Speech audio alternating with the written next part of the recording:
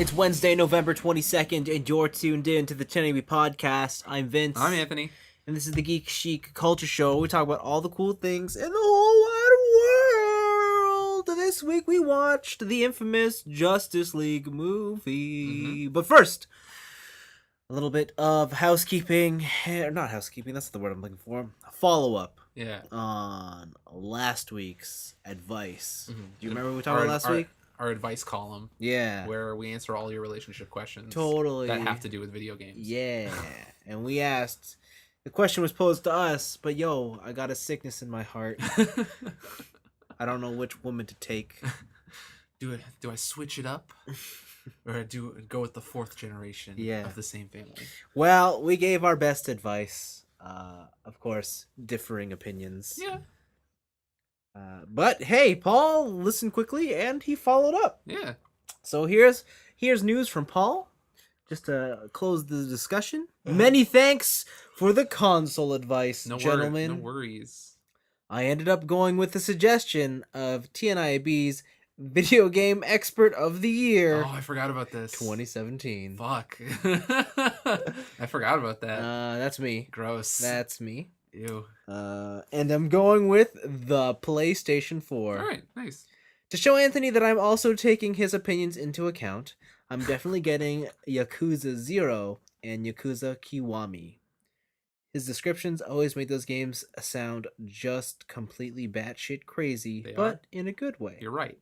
As a follow-up question, should I play 0 first, as it's the prequel, or should I play Kiwami first, so that things you do in 0 have some context?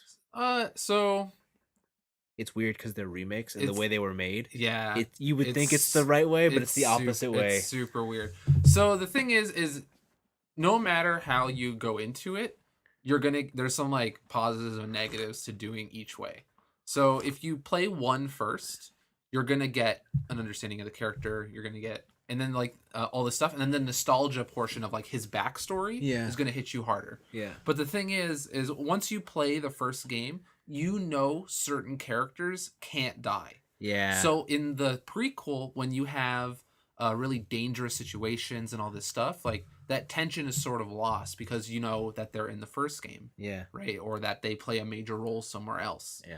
So it's kind of a toss-up. I will say, though, that if you're pressed for time, Kiwami is a much shorter game. That's one in the 80s? Yeah, no, that's it's number 1. The number 1 remake. Number 1. Sorry, so, Kiwami is much shorter, but 0 is more of a full-fledged game. Mm-hmm. So yeah, like doing either, it's because they both have the same engine and the same fighting systems. Yeah. You're not really you're going to miss anything in either of them if you start one way or the other, or like it won't be a detriment if you start with the newer one first. So really you can go at it either way. I would probably suggest starting with 0. Yeah. Just so you have like that story becomes more impactful and their twists and turns actually mean something, and you don't have that extended knowledge of, hey, I know who's in the first game, I know who's gonna die and who's not gonna die. So, yeah. And either way, they're both pretty great stories. Yeah, I have no elephant in this fight. You should play those games. I do want to play 0 if I have to play one of them, just because it's in the 80s. Yeah. But otherwise, there's a button in that game where you just throw cash in the air. Sounds about right. Dedicated cash button. Yeah, so like if a random battle is trying to fight you, you're just like, bitch, and then just throw cash in the air. Certainly. Great. So but good choice. There's a lot of good backlog stuff you can get through. Yeah. And if you have your PS4 now, there's some great Black Friday sales on the PlayStation Network as well as in stores. So you can get some really good games on the cheap. Let me tell you about Nitro Plus Blasters Heroine's Infinite Duel. You can play as Super Sonico and throw cats. No. 9 out of 10. No. What the game you're looking for is called Omega Quintet. That's what you need. I'm still waiting for a physical copy, like to be at a price I would be willing to pay for it, which is sub $20. Ooh, that's too much. I think that's too much. Anyways, this week we did watch Justice League. Wait, pause. What? Do you have any games that you would absolutely recommend, Paul, on the PS4? On the PS4? Yeah. On the PS4? What do I like? Like just like he has, so he's got Yakuza from listening to me ramble on about it enough. How could I say anything but Overwatch? Oh, disgusting. I know, Disgusting. but I guess because I've been playing it, Horizon Zero Dawn's a really good game. It is. I would recommend. It's very fucking good. Like if you don't want the online shooter thing, which a lot of games are, I think Horizon Zero Dawn's really cool. Yeah, it's a really cool game. Good choice. Yep. I'd also say Persona, but that's more of a niche pick. Like that's harder to recommend unless I really knew you. Yeah. Like I don't know. He listens to us. Yeah, but also like you can't just throw out like an 80-hour RPG to somebody that True. you'd be like, oh, this is a great game. And also like if he's having some time troubles like he was before, then I don't think a 80-hour JRPG is for you. Because like at that point, I'd just be like, yo, Final Fantasy 12 just got remade. Like that's true. I gotta get through that still. So do I. Wow. Yeah. Anyways, yes. We watched Justice League. Now we're here. Okay, we watched Justice League. That's the one with Ben Affleck, Gal Gadot. Fuck, what's his name? Jason Momoa. Yep. The kid who plays the Flash. I don't know what his name is. Ezra Miller. Ezra Miller. Henry Cavill. Henry Cavill. And there was one more. Oh, I don't know who plays Victor Stone. Cyborg. I assume a newcomer. guy in a green screen suit, like is all CG. Yeah. Yeah, so it's the Justice League movie. It's the big grouping of superheroes from DC. They're coming together for the first time on the big screen. Yep. It's an event, just like Avengers was an event. The Justice League is an event, and maybe not coming. It didn't have quite the build up as its competitor, but nevertheless, it had a movie that I would say is equally as important, as large. In the movies, we watched it, and what'd you think, Anthony? I liked it. Okay. I actually thoroughly enjoyed it.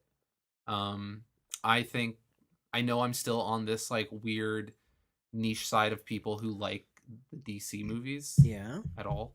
But Justice League was what I wanted out of a DC grouping, which is it still kept most of the serious tone of those other movies of like Man of Steel, of Batman and stuff like that. What serious tone was there in Wonder Woman? I don't know. Wonder Woman was pretty serious. I mean, it was serious, but I mean, I wouldn't say it's not. Like, I still don't think this movie was as serious as, say, the Nolan movies.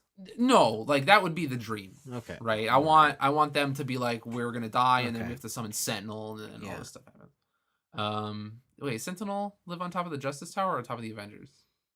I think Sentinel's DC. Sentinel? Yeah. Sentinel. I'm only thinking about those big robots. Sentinel from MVC. Oh, that's X-Men. Yeah. But I'm thinking Sentinel, the guy who throws people into the sun. Oh, I think that's DC. Is it? Okay. No, maybe that's Marvel. Is it Marvel? It might be Marvel. I think that's Marvel. It's Marvel because I'm thinking the Captain Marvel from DC. Okay, yeah, there we go. Shazam. All right, I mixed that up too. Yeah. All right. So, yeah, that'd be great. I would love like a Nolan-esque Justice League movie, right? Keep dreaming, bitch. Yeah, I will keep dreaming. But this it's kind of took the same tone as Wonder Woman.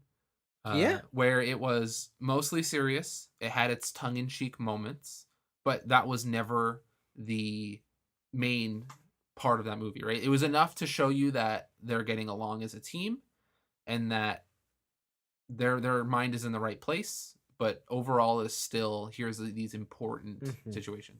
The thing I liked about this movie, especially with the jokes or with like the funny parts, is that a lot of the stuff had to do with their powers. Yeah. Right? And what they're doing in the team, right? So for example, one was with Aquaman. He was trying to be all manly. He's like, I don't want to do this, blah blah blah, or whatever. And then slowly, like he starts telling the truth for some reason, and then the lasso's on him, right? And there's a lot of stuff like that where it's very clever uses of their power to mess with each other in the team. And I thought that stuff was much funnier and more. It was better executed than say in Thor, where they're just throwing out one-liners left and right and hoping something sticks, right?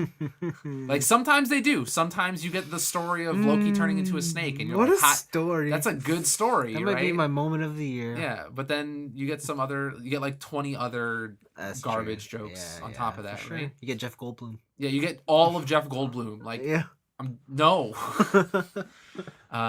Yeah, so I thought they did a really good thing with that. There's some weird stuff in this movie. I know it went under reshoots, but I think that really hurt the film. What do you mean? There are a lot of their love of green screen is really weird. So for example, in the trailers, there is a scene with Superman and Lois in a field, right? And so that scene happens in the movie. But while they have this like nice wide shot in an open cornfield near Superman's house and all this stuff. It's super nice. But then they cut to a different angle, right? So you get a different shot of the two characters of Lois and Superman. But then that background is a green screen.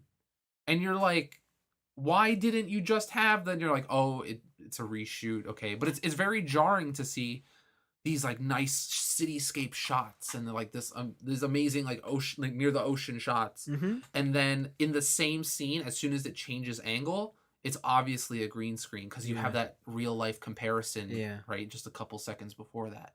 And I think that really hurt the movie. Like I could, instead of being sucked into it and sucked into a story, I was reminded that I was watching a movie every single time.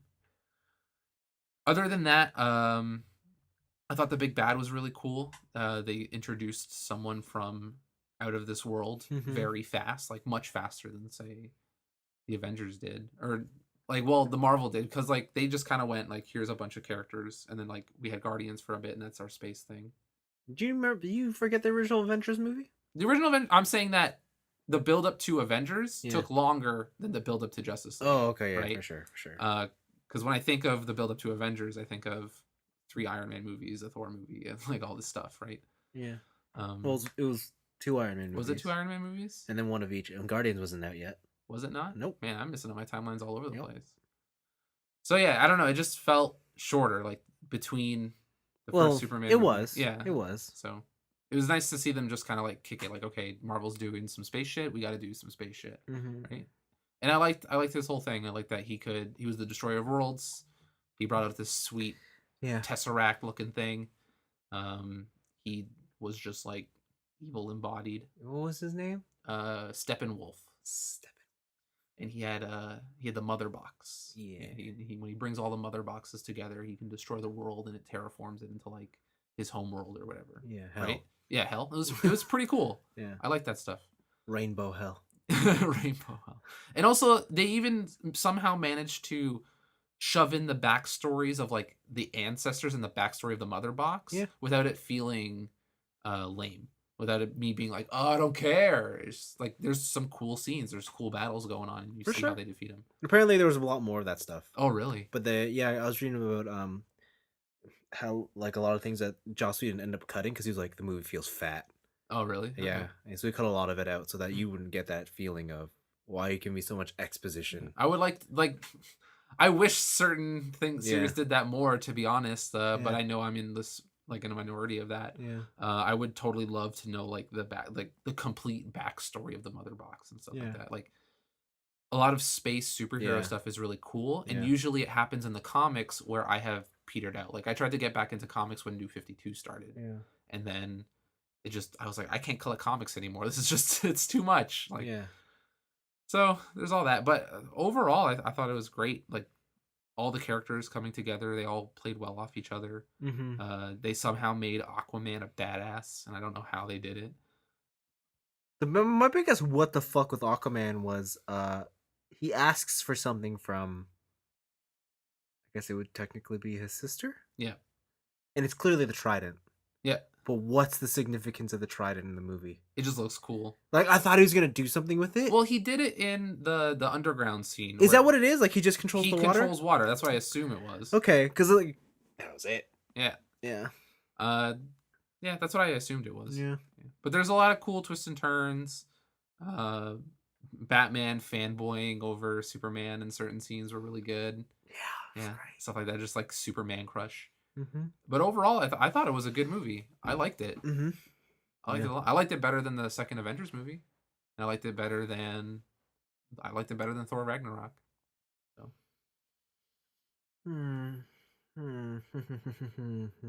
That's tough. That's a tough one. Because while I think that this is a better movie than Thor Ragnarok, I don't think there's a single character here that I like more than Loki. I think I like the Flash. Flash is really good. Like I really like Loki. And I really like Thor in those movies. If you take it down to individual characters, I think Marvel still has a good thing. But like Think of the group dynamic. I like the group dynamic between Superman and the Flash. Oh, I like it Right. between Clark and Bruce. Yeah, Yeah, Clark and Bruce is really good, right? yeah, And then when I think of most of the scenes yeah, between Thor and Hulk, I'm yeah. like, Eh.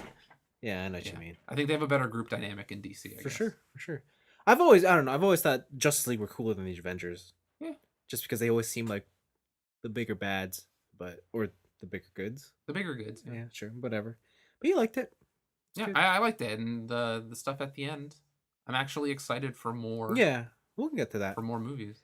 I probably just agree with you. I really liked the movie. I thought it was fun.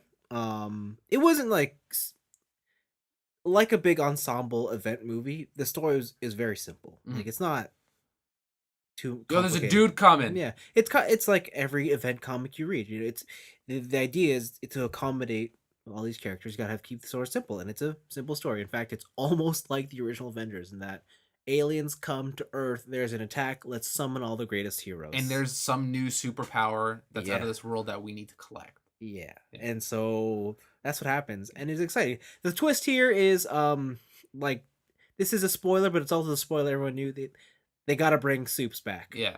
and I thought that part of the movie, like them trying to figure out how to bring him back, the Mhm. arguments between it, I thought it was done a little sloppy. Like it almost felt rushed, but at the same time, like everything they said, I wouldn't deny. Like it seemed Mhm. uh logical, Yeah. but it's at this point where it was like, oh, this is a big movie, and they're trying to condense this like important Yeah. plot twist into it, and it just felt really quick. There's also the like so that argument scene in the Yeah, Batcave, right? yeah, Like Wonder Woman puts up a fight, yeah, but then after she says her piece, yeah. she just kind of does nothing. Yeah, see, I feel like they needed to have like they wanted this huge big event to happen. Like Yeah. it's a conflict that should have taken an entire movie to resolve, Mhm. but because they had to do so much else with this movie, they condensed it down, and so it lost a bit of its significance. What if they made this movie 4 hours? I mean, fuck, man, should have been part one, part two, Oh, 4 hours each. yeah. Lord of the Rings extended cut. Damn.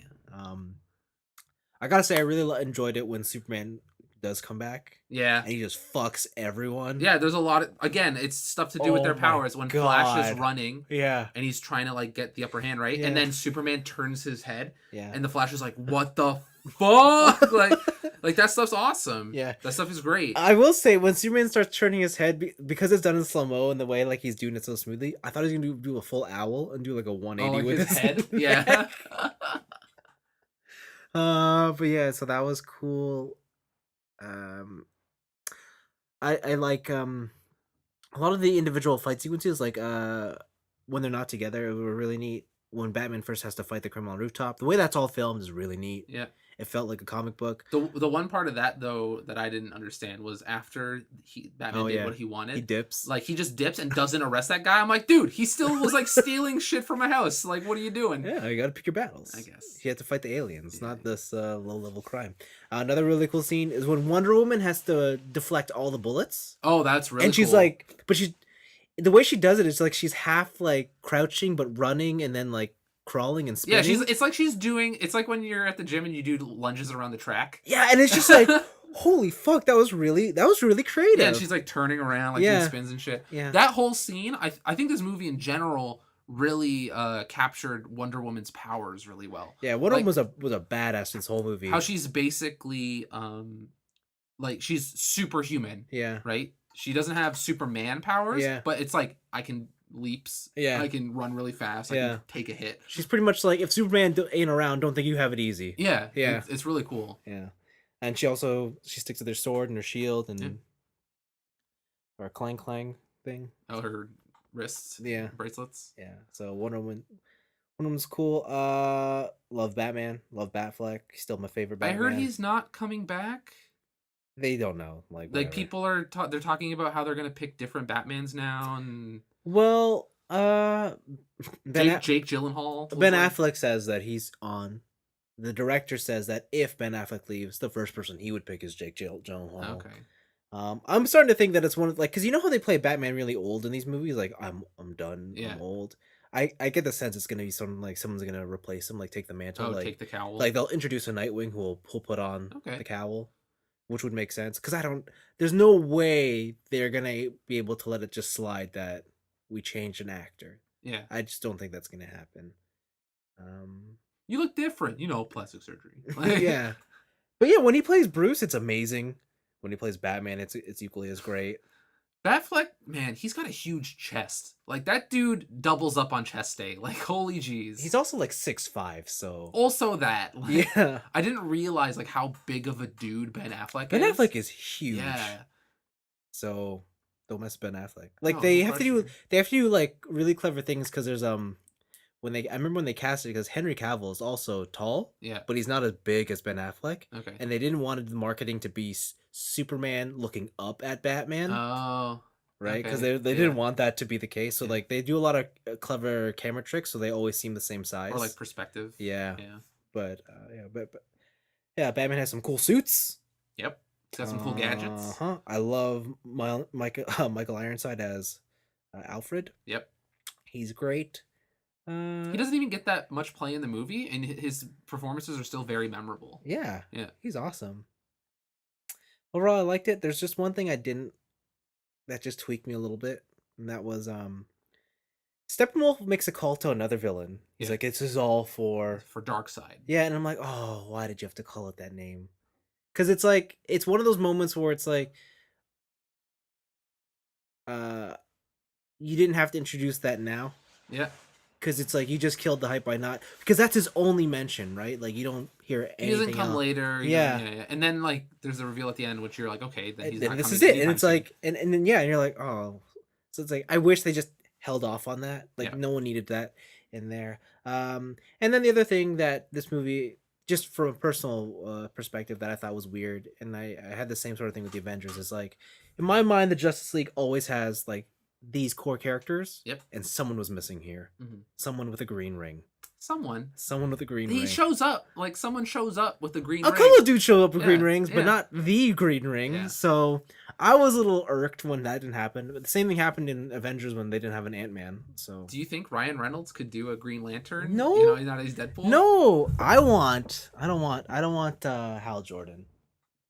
Oh, you want Jon Stewart? Yeah, and I would also want Jon and Stewart. I want it to be done by Idris Elba. Hell yeah. Yeah, that's my Green That'd be some Lantern. good shit. Yeah, so that's my dream. But no, I really did enjoy it. I think I enjoyed it as much as the original Avengers. I probably liked it a little bit more than Age of Ultron. Yeah. To be fair, I don't think I liked Age of Ultron that much. Yeah, I know you didn't. I thought it was fun. I thought this was a little better, just because Age of Ultron had some weird moments where it was just like, what's happening? Yeah. It is. Yeah. But no, I liked the Justice League. All right. It was fun.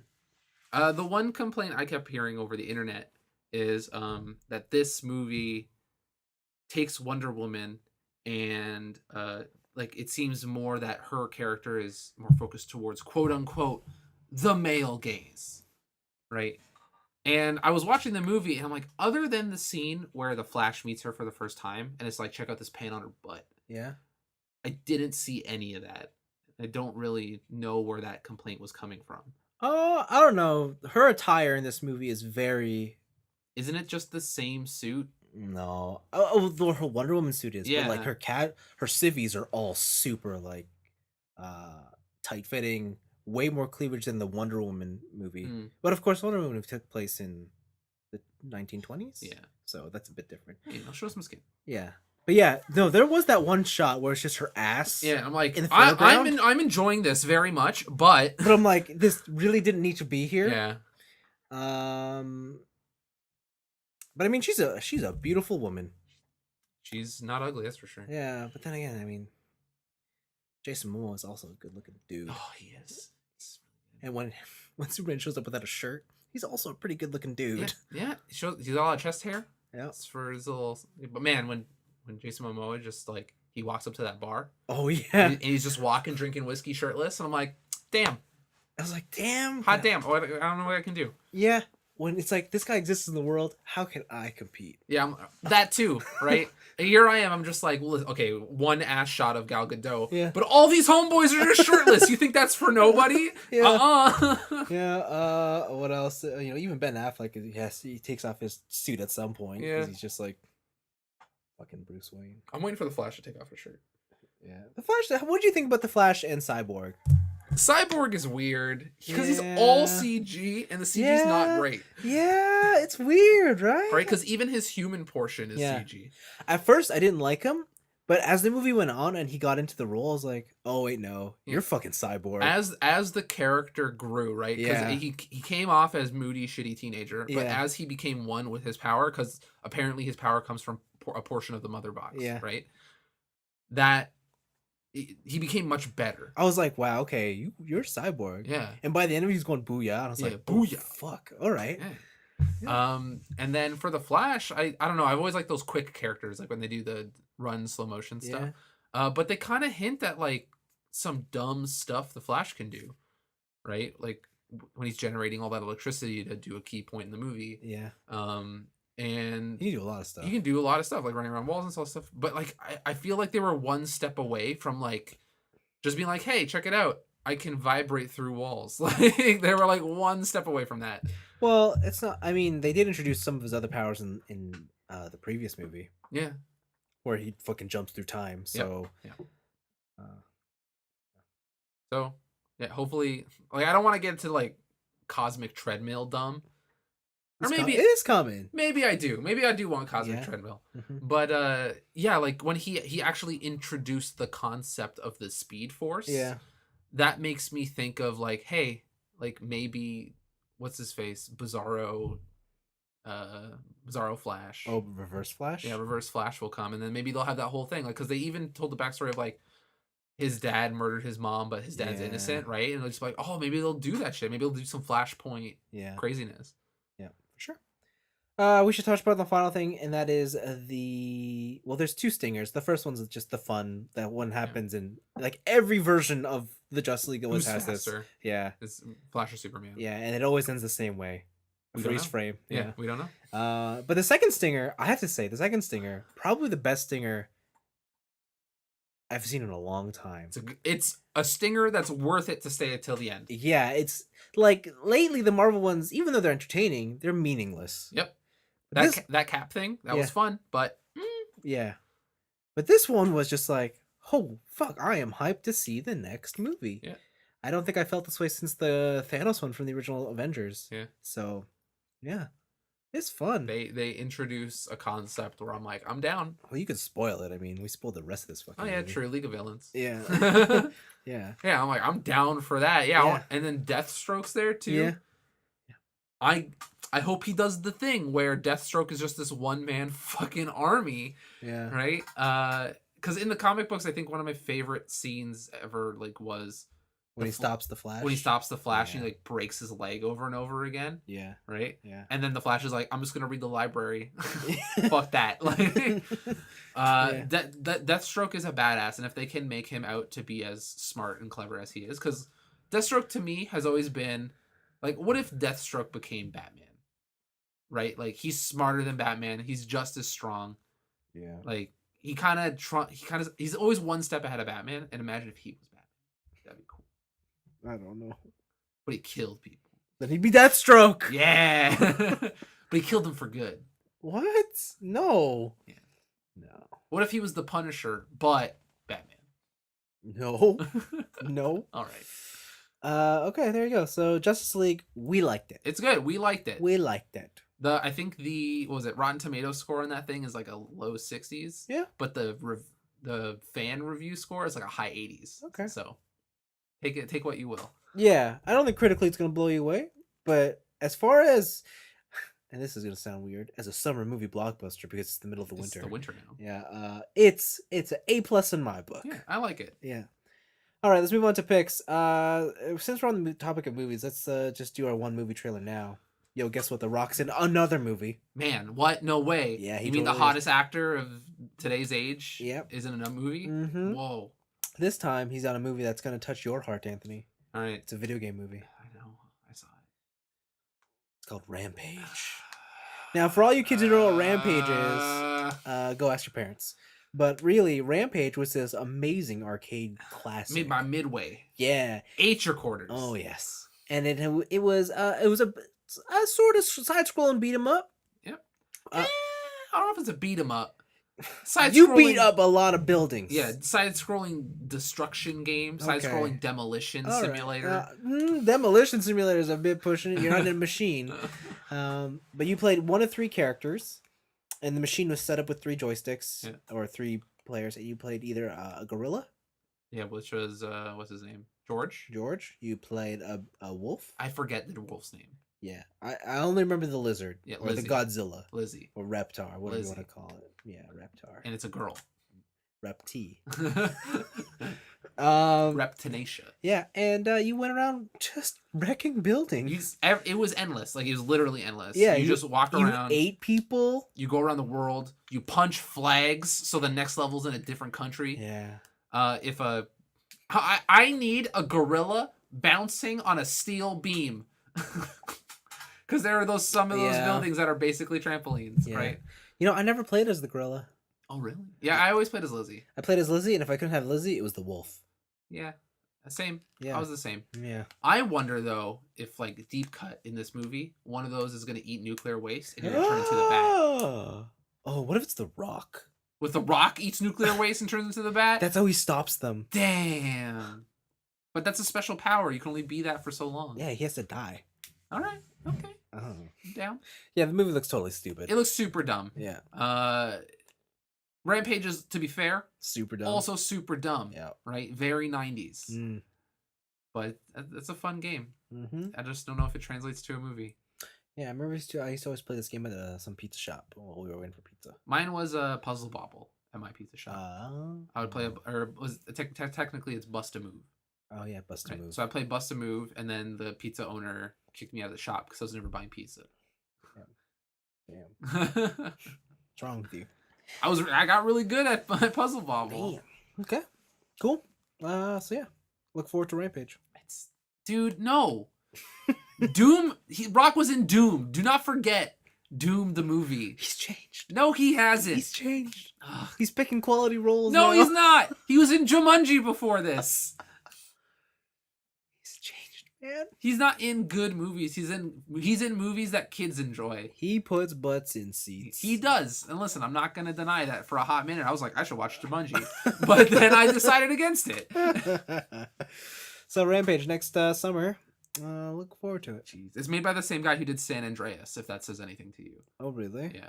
The director is. Well, I'm not exactly looking for, Academy Award here. But aren't you? Not really. Oh, okay, fine. What's next on our list? Next up is a new Rocket Jump miniseries. Oh yeah. Yeah. We watched the first episode of Anime Crimes Division. It was fantastic. On Crunchyroll. It features ProZD from Twitter fame. Yeah.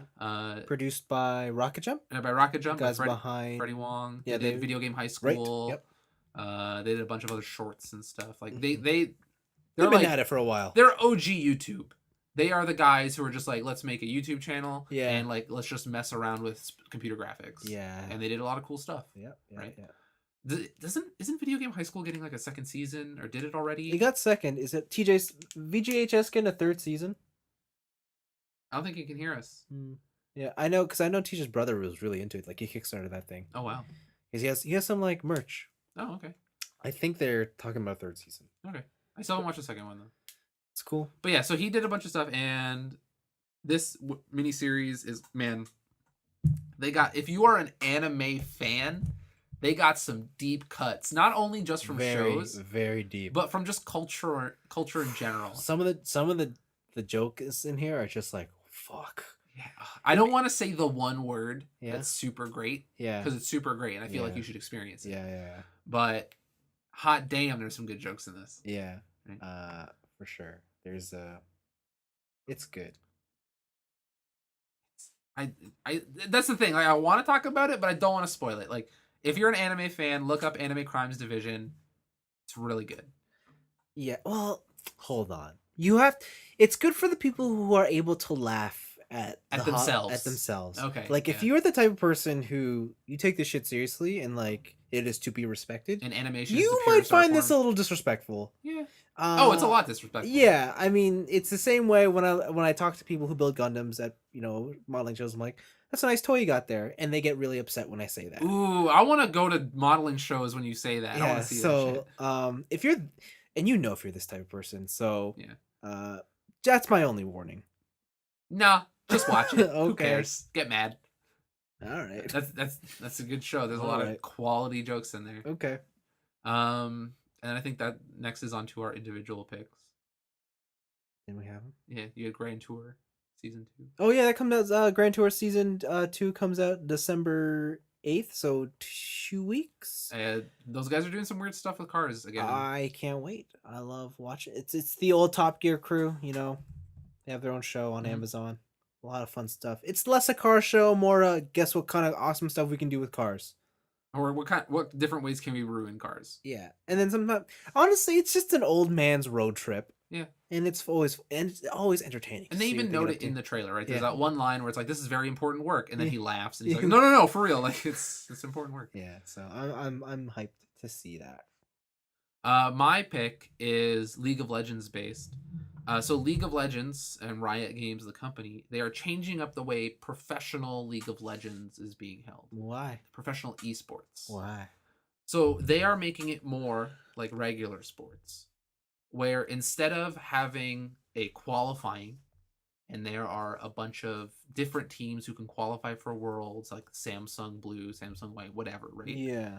TSM. Yeah. They are changing it to the world of actual sports, where their league will have permanent teams. Oh. And people will switch out in the roster as deemed fit. So in 2018, there will be permanent teams for the League of Legends video game. Some of the teams have already been announced that they are backed by such people as the Houston Rockets and the Golden State Warriors. Damn. Like actual sports franchises. Yeah. Are coming out for esports now. And so they think that this will have a greater impact not only for people who watch League of Legends, but for a broader audience as a whole. Because now that you have a singular permanent team, you have some object to root for. Yeah. Right. The big thing with League right now is basically there's like a couple. There's TSM. Yeah. And they only come out for the big events. Yeah. There's a couple stuff like that, right? But most of the teams, like, they switch up all the time. Like, there's always some like hot new Vietnamese kid who's coming out, right? Or there's look, the finals is 8 Korean teams, right? Yeah. It's like Samsung blue, white, red, green, magenta, right? So hopefully in this way, people will hire, or they're gonna hire pros, and then they're gonna compete for spots rather than a team competing for a team spot. I see. Right, and it'll be more like real sports. Hmm. This also, like, if you think of it from a business perspective, this also opens up like a lot of new, like branding opportunities. I was gonna say like the number one thing, merch. Number one, hella merch. Give somebody a number they can pin their name to. Yeah, dude, shit sells hotcakes. I can't even tell them how many things I bought because it has the number 44 on it. Yeah, so you're ridiculous. Yeah. So right now the 3 teams that have been announced are 100 Thieves, the Golden Guardians, and Clutch Gaming. That's stupid. Yeah. So Riot Games they have a new revenue sharing model that they're obviously going to share with team holders. They'll see all 10 teams. So there's going to be 10 teams in total for the year. Contribute earnings from revenue streams like media deals and stuff into a prize pot. Okay. So not only are the companies funding these teams and getting money off of their stuff, the revenue that they gain from streams and merch and stuff is a percentage of that is going towards the final pot, the big tournament winning thing. So you might see higher purses for first place and stuff. Like, and those things are already in the millions, so it's kind of a big deal. But yeah, man, esports is here. Like, I don't know. I feel like with this kind of an announcement, like, if you have the right game, esports is here. Like, esports is here to stay. It is. Yeah, that's for sure. So I thought that was pretty exciting. Cool. That's it. That's all I got, boy. Oh, okay. Final small thing. Valkyria Chronicles 4 is a thing. It's Yeah, happening. It's a video game. Get excited. Street Fighter V is getting an arcade edition. Sure is. They're giving like overhauls to all new characters. If you don't have the game, or if you have the game, you get it all for free. Everyone gets a new V trigger. It looks like a game actually worth buying now. I was gonna say, if you have yet to play it, this is the time. Yeah, it seems like it. Guile's doing like triple flash kicks. Yeah, he's fucking being cheap. So stupid Guile. Yeah, Guile sucks. Yep. So yeah, I don't know. That's cool. Awesome. I think that's it. Yeah, there's some like quick stuff, but you can look that up. You can find it yourself. On to our weeks. You want to start? I don't know. How many things you got? I got 3 things. I got 2. All right. Awesome. First one's Overwatch. Ugh, gross. So I played Overwatch. Yeah. I did my placements. Sure. I guess how I did. You did perfect. I did perfect. Yeah, I saw your Twitter. I saw your Twitter. Yeah, you were like, damn. I was like, dang, that game sucks. No, you're like, damn, how did he do it? So it was great. I heard you got perfect and they got placed into silver. Yeah, I was like 100 SR below diamond. I'm like, oh, fuck. And then I remembered, oh, that's right. They put you below where you ended last season so that you can work your way back up. I'm like, that's lame. Gross. I got perfect for nothing. But yeah, no. So I tried out. The big story is they nerfed Mercy. Yep. Quick backstory on Mercy. Mercy used to be this character who could res your entire team after a team wipe. Yeah. No one liked that, so it's like we're switching that so that she can res one person. So they did that. Turned out that actually made her even better because she could just res all the time. Yep. So then also she became a DPS machine. Yes, because they turned into the only character who could actually fly. She didn't have to reload, and then she could just fire in your face. Yep. And she had constant self heal, so she became a monster. Said German efficiency, you know. Yeah. Except she's Swiss. Same thing. Wow. All those white people look the same. Can't disagree with you there. Anyways, so they wanted to fix her, so they nerfed her pretty damn hard. Like how hard? Like unplayable hard? Not unplayable, but you got to be smart now. Okay. So what happens? Like, do you remember what happens when you revive someone? Yep. You hit the triangle button, or the button. Yeah. The revive button, and it goes yellow, flashes, you're alive, and Mercy's running away. Yeah. So now they gave her a cast time. Oh. It's like almost 2 seconds. Okay. But during this cast time, her movement speed gets decreased by 75%. Just make her stand still at that point. I know, and it's just so there used to be times where you see a character in the middle of a fight dead, and as Mercy, you could jump in there, insta res, and then fly out. Yeah. Now you can't do that, or else you just get crushed. Huh. Can you do it in the air? Yep. All right. You could do it, but then you're just frozen in the air. And it's made her a lot trickier to use. I still stick with her because she's probably the best solo healer. Yeah. So that's fun. But the real thing I want to try was Moira. Moira. Yeah. She's currently banned on competitive because she's too new. Yeah. Yep. So I've been playing her on the other modes. And they made a healer for the DPS fanatics. Okay. Wasn't that what's his face with Robot Zenyatta? Moira's the DPS healer. Okay. In terms of how she plays, like you're always in the thick of it. You have escape options. You have self-sustain. You have group heal, group whatever. And it turned out she was pretty good. I wouldn't say she was OP, but like in the right hands, she was pretty tricky to take down. Her big thing was that her primary attack is this beam. Like it was like Symmetra's beam. Yeah. Only had double the range. Okay. But half the power. Okay. Right? So it had that lock-on thing, right? And the thing with her beam is that when you're hitting someone with it, that activates her self-heal. So she can self-heal. But it also refills her healing meter to heal others. So do damage to heal others. Yeah. So it was very important. I guess the community thought it was a bit strong. Okay.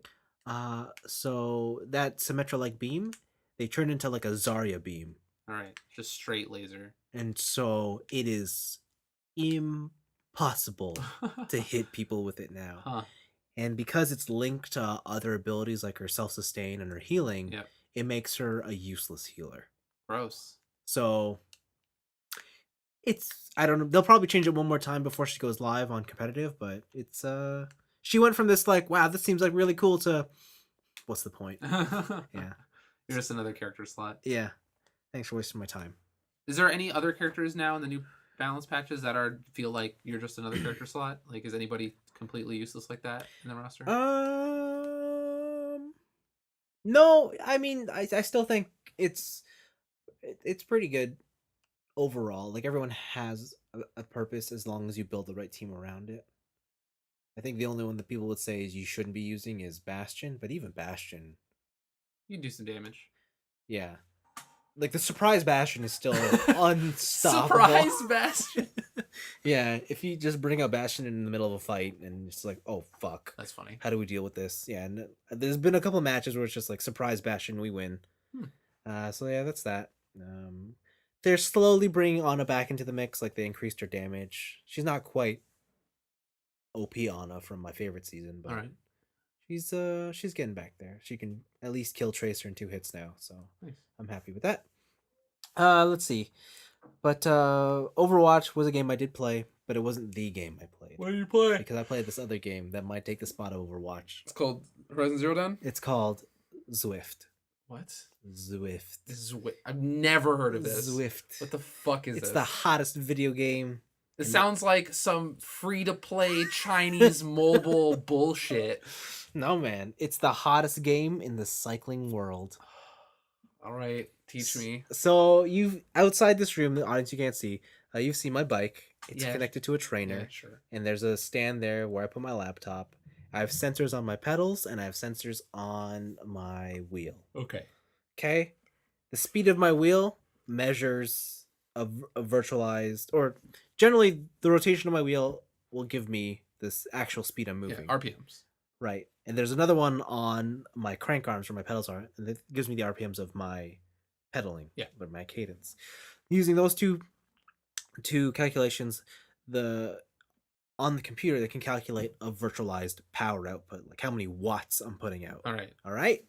Using this number, you put into this game called Zwift, and Zwift is a virtual riding competitive workout stimulation tool. Okay. That's a lot of adjectives. All right.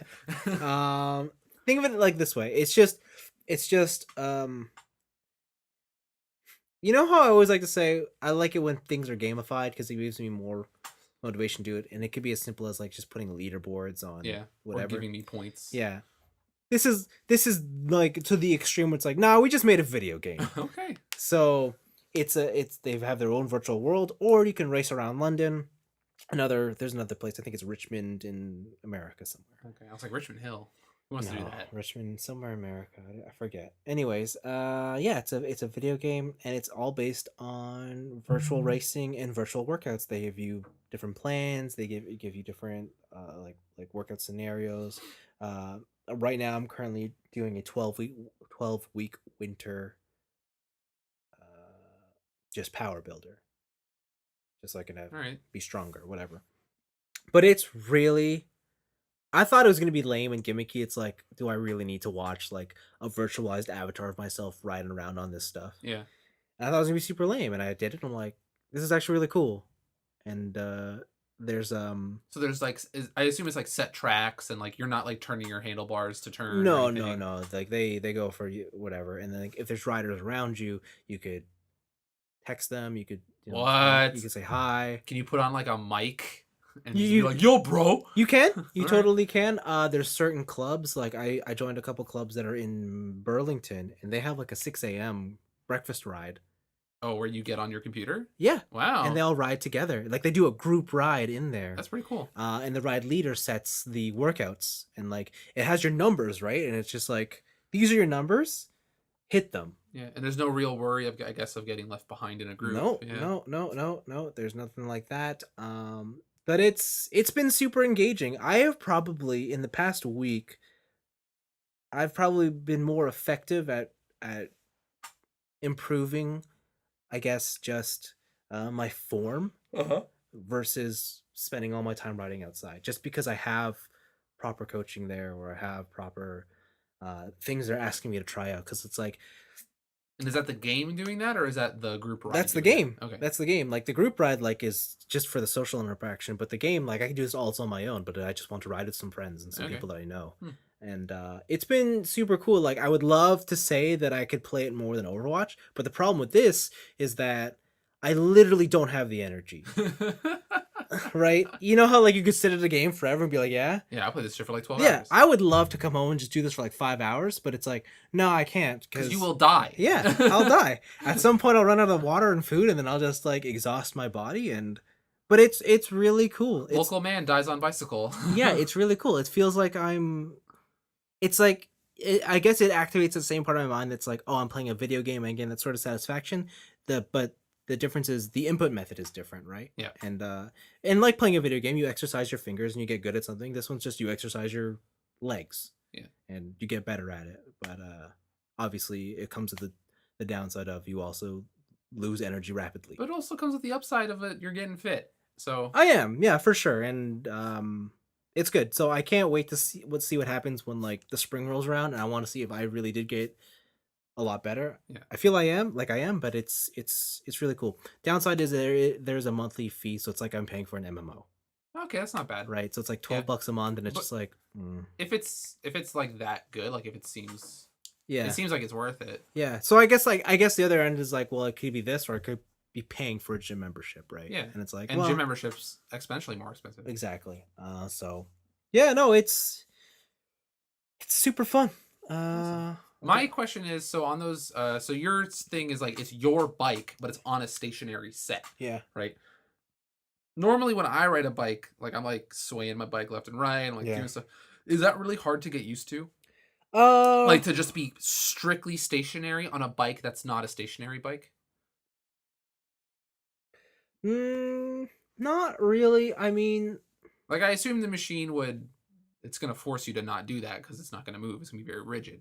well, Right. my rollers have springs on the side, Okay. so like, it's not like you're swinging back and forth, but it's like you do get the little bit of side to side tilt here and there. Yeah. Also, in road cycling, the number one practice is to be still when you're on the road. Oh, okay. Because the more you rock, that's just energy you're wasting. I know, but it's fun. Oh, like, totally. I like looking Totally. like I'm the green-haired kid from Yowamushi. Totally, but like at the end of the day, like in road cycling, the practice is smooth pedaling and still body because the more you move, the more energy you're wasting, the more aerodynamics you're losing, whatever, blah blah blah. Number one pro tip is set up a fan in front of you if you're gonna try this, because the number one thing I had like my biggest problem that I had to adjust to was not having the breeze, and without the breeze, you get hot fast. Okay. So I put up a fan in front of me, and that's been excellent. Yeah, I really like it. I listen, like I put on my podcast, and then I just watch the numbers, and I'm like, okay, cool, sweet. Hopefully, in the next couple of weeks, I'm gonna join some races and see what that's all about. Nice. Yeah, I've been having fun. That's the game I've been playing. Cool. Zwift. I've been playing also a video game. Surprise. You can bike in it, but I haven't unlocked it yet.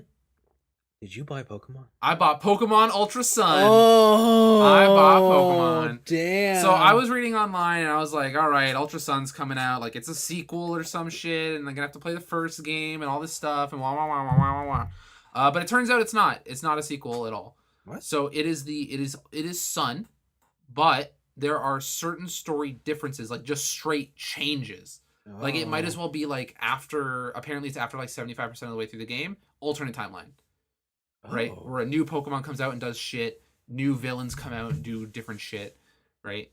But I'm playing the new Pokemon game, and hot damn, that's Pokemon. Like it's at its core, it is the same it has been since the early 90s. It is the same it has been since Blue and Red.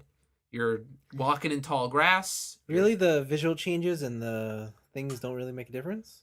I don't know if this is like me being an apologist or like maybe Pokemon should step up their game. But the fact that I have full 360 range of motion, I was like, hot damn, like I'm not tied to a grid.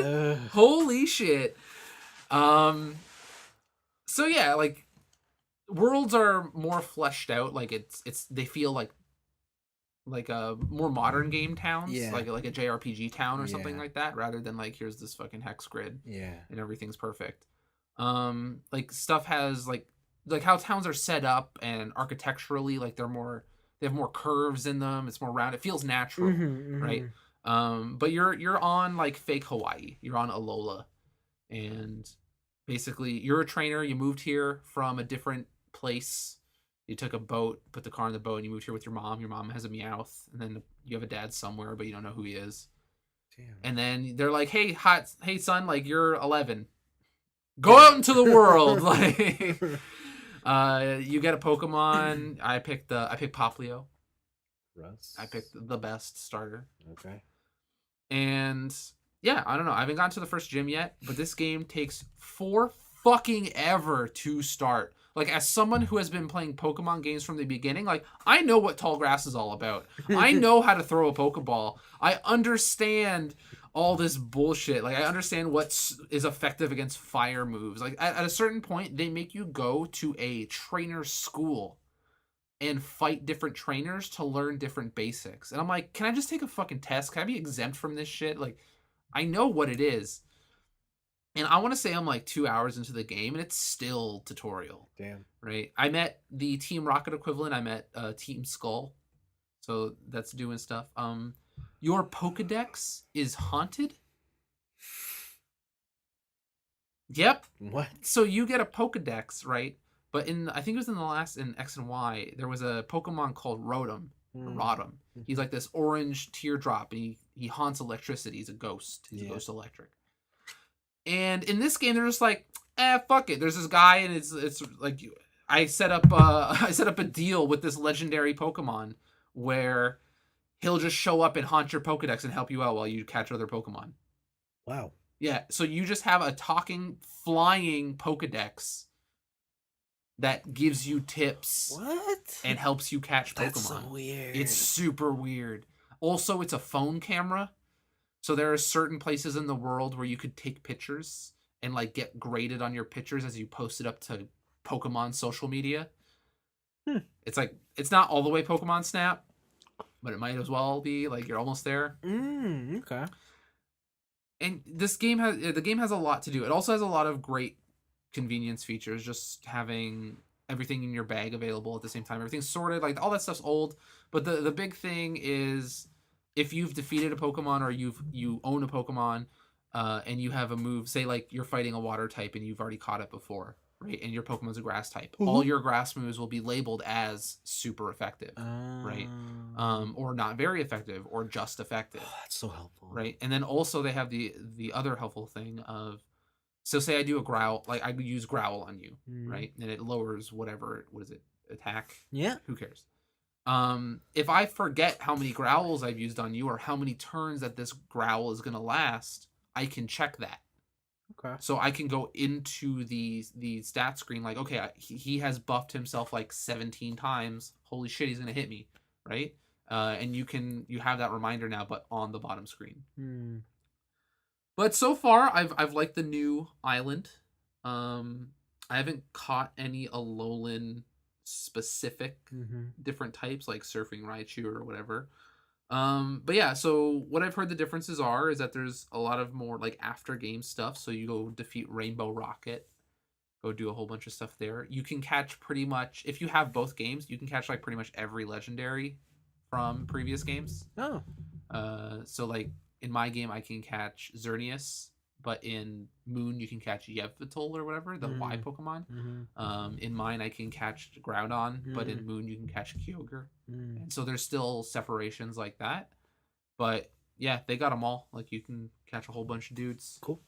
I don't know. It's fun. Like, this playing Pokemon as someone who is now older is fun in a different way. Where when I was younger, I was just like, I want to catch my favorite dude, and like that's it, and then I'm gonna hang out with my favorite dude and blah blah blah and do all this stuff, right? But now that I'm older, like I really like trying to catch them all, or just like the more competitive aspect of Pokemon, because they've made all these different changes that make it easier to get into. And man, competitive Pokemon is fucking deep. Yeah. Like, did you know the Pokeball you catch your Pokemon with matters? Yep. Like, holy fuck, man. Like, if you defeat certain types of Pokemon while you're holding this berry, like, it gives you better stats in this area. Yep. Yeah, the ball you catch it with counts for different stats and stuff. Like, Yep. holy shit. Adding berries to that game just fucked it up. Adding holdable items to that game fucked it up. Yeah. Right. But it's cool. It's fun. I haven't gotten to all the craziness yet, but I've gotten to some of the other stuff. There's like stickers you can collect now. Like they're posted up around all the different cities. So you can just collect stickers. All right then. Yeah. Hotness. Yeah, it's fun. Cool. It's Pokemon. I'll wait for the Switch version. Well, I thought they said they weren't gonna bring that to the Switch, but they were gonna make it the next Pokemon on the Switch. Okay, fine. That's good too. Yeah. The other game I played is called Hidden Agenda. Heard of this? Hidden Agenda is a new series of games. They're called PlayLink games. They're by Sony. They're cheap. They're like $25. But you download an app for the game, and it's meant to be a party thing, right? Kind of like Jackbox, but instead of going to a website, you go to an app. Okay. Right. So you download the Hidden Agenda app and you play the game. So Hidden Agenda specifically is made by the people who made Until Dawn. Oh, this team. Yeah, and they made a crime drama murder mystery game, but you play it cooperatively. So how it works is just like Until Dawn, like at certain situations you have choices to make, and then your choices affect the story. Mm-hmm. But in this game, it's up to 6 players, okay? And you have to decide decisions as a majority. There cannot be ties. Mm.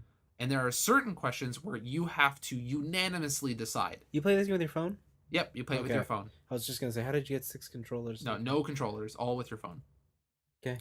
And you have to unanimously decide. Mm. And then on top of that, there are audience questions. Mm. So what the game will do is they'll ask you, like, who in your group, in your current player group is the most, like, is the bravest, right? And then everyone will vote secretly. And then whoever wins that vote, a certain choice in the game, only they get to make. Oh. Yeah.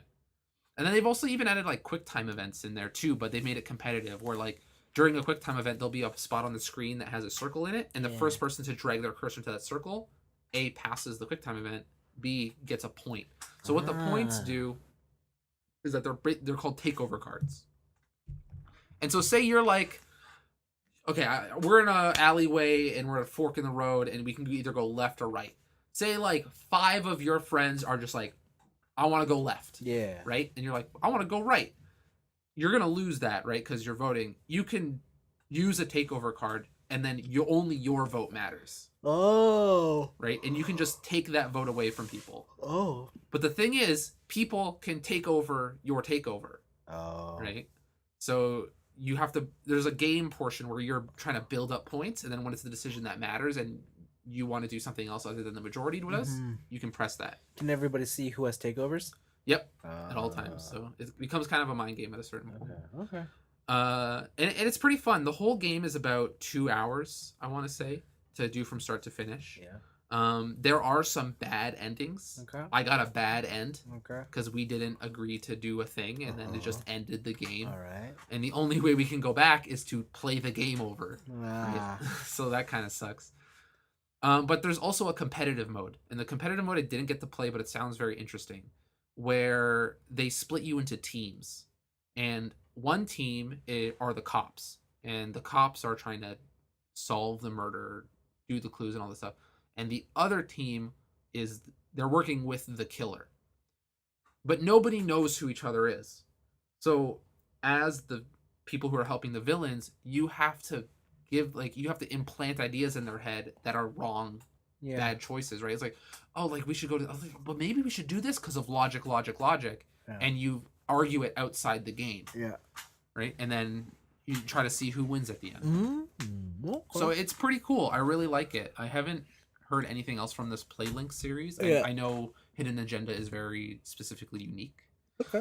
The only thing is you can really tell it's a budget game. Oh. So it still has like Until Dawn models, but the animations aren't as good. Are we talking like Life is Strange budget or worse? It's weird. So they have the Until Dawn engine. They're using it to almost its fullest extent. But that's only in the face. Oh. Every like body animations, them transitioning to different scenes, it's very budget. Okay. So there are scenes where one character is in a hoodie with the hood up. Yeah. Right? And then all of a sudden you'll make a decision and it'll just jump to you're outside, hoodie is down and unzipped. And it's like, what just happened? What's this time jump of like distance, right? What's happening here? So you can really tell like some of this stuff is pretty budget, but it was a good party game. Like it's a good way to, instead of like say you watch a movie as a group, play this. You play a movie as a group. Right? Yeah, that's the biggest problem, time commitment. But yeah. And then the last thing I did, and it was pretty fun. I like that. And then the last thing I did is that I finished The Punisher on Netflix. Netflix original, The Punisher. Yep. You loved it.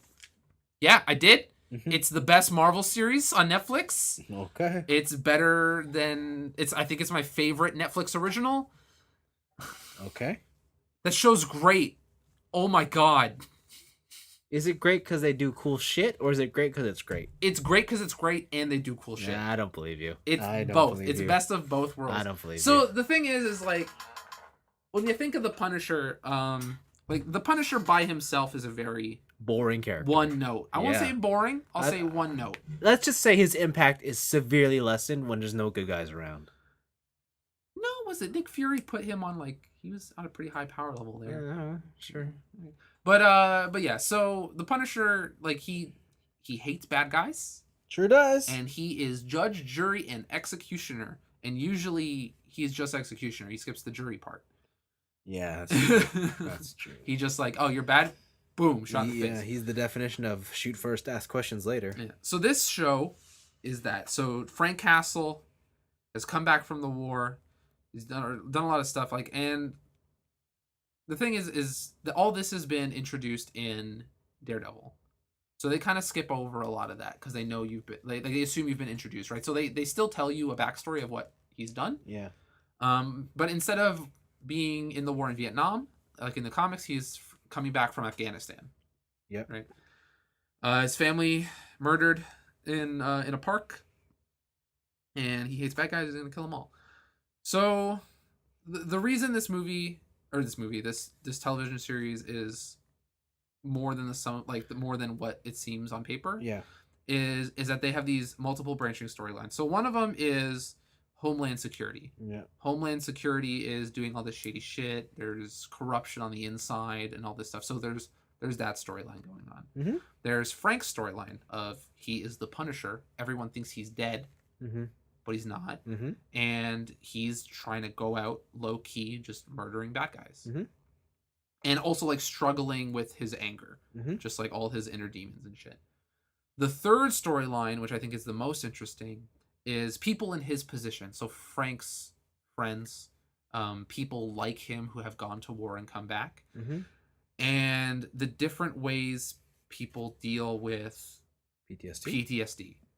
There is one character in this show who suffers from severe like post-traumatic stress disorder, and he feels that no place for him. Like he came back from the war and there is no place for him, and he takes that out in different ways. It's the like mental breakdown of not only him but like how it affects his family, right? How it affects others around him, how it affects the story as a whole, and that storyline is really really cool, and how it plays into the Punisher's pretty much vigilante attitude, because vigilantes are weird, right? Like the Punisher works because even though he's murdering people, it's like the Dexter thing of like this psychopath has a through line and he has a vision, and luckily this vision is for good, right? But it is so easy for a vigilante to be a monster, right? Like what's separating a vigilante from a terrorist? Like nothing. It's just the fact that he's fighting on a side you agree with, right? And it plays with that really interesting dynamic of like, hey, maybe the Punisher's a fucking monster, right? Like, and it like everything coming together with Homeland, the Punisher, other people going through war stuff, like all that culminates into this like super great story that's actually fun to watch. And it's not just this one note Punisher out on the lam murdering a bunch of people. How many episodes is it? 13. Ooh, okay. Yeah, 13, and they're about 40-50 minutes each. That makes sense. Yeah. Okay. It's really good. I really like it. It has some of the most brutal shit, like not just gun combat, but hand-to-hand combat that I've ever seen. There are some things the Punisher does to people in that show, and you're just like, it's hard to watch. Like some of the shit he does, like he fucks them up. Not surprised. It's there's a scene in the last episode, if people have seen it, oh my god. It's really fucking rough. And even in the beginning, they show shit. Okay. And they know when to show you like the Punisher just making someone's arm bend the wrong way. Yeah. But also when to not show you the violence he's doing, even though you know what he's doing, like for a dramatic effect, to not show you the aftermath, just to show the act of like this fucking psychopath. Yeah. Just doing his work. Yeah. Right. Yeah, and then there's just a whole bunch of stuff. There's a lot of stuff packed into a season. Yeah. And it all culminates into this really fantastic story. Is there a hook for a season 2? The thing is, like, the way they left it, it can go either way. Okay. It's not necessarily that there is a guaranteed season 2, but the way it ends, you could be like, there could be a season 2, but there's nothing in this first season that is saying, hey, this is what it's going to be next season. Yeah. And there's nothing like tying the Punisher back to anything that happened in that last season. Okay. Yeah. Seems cool. Oh, yeah, and I finished it like 3 weeks ago, but I finished Stranger Things season 2. Yeah. Yeah. It's pretty good. Cool. I haven't watched it yet. It's pretty good. I'll watch it soon. I feel like we should watch that. Yeah. You know, the sequel to the best thing of last year. Yeah, I'm getting to it. Yeah, it's pretty good. But right now, I think the Punisher, Yeah. the Punisher tops that shit real hard. Okay. Interesting. I like the Punisher, man. Yeah. And was it Bergnall? John, what's his name? Who? The guy from What? John Bergnall? What? Bognall? What? Bagnall? I don't know who you're talking about. The guy from The Walking Dead who plays the Punisher. Can you say his name? No, it's like John Bergnall. Well, then I guess to you and me, he doesn't exist. I guess, yeah. But he plays a really good Punisher. Yeah, I know. I'm aware. Yeah.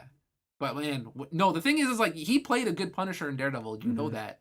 But when he gets like majority screen time and like he plays off the character of, you know, like the Punisher kind of doesn't give a fuck.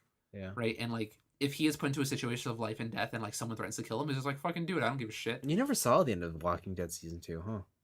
Yeah, I know I finished The Walking Dead season 2. Did you? I got all the way. I got to the middle of the jail season. Oh, okay. Because he goes pretty crazy there too. Yeah, but like, holy shit. Yeah. Yeah, there are a couple poor, like even in the like the first 4 episodes where you're just like, to be honest, I don't know if the Punisher's gonna live this, because the Punisher as a character doesn't give a fuck and he could totally die here. Nah.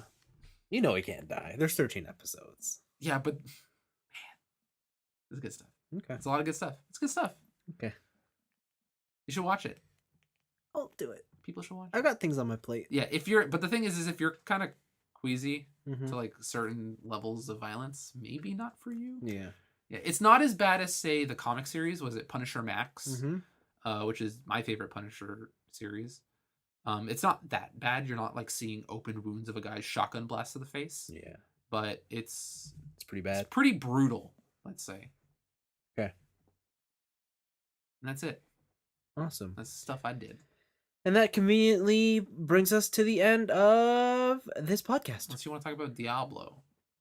Do you want to hear more about Overwatch? No, I don't. Yeah, okay. All right. Yeah, that's what I thought. All right, okay. That's what I thought. Fair. Yeah, next week is another week.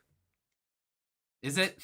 Are you sure? I'm pretty sure. All right. To all you guys going out for Black Friday be shopping. Safe. Yeah, be safe. But more than that, happy Thanksgiving to our American friends down south.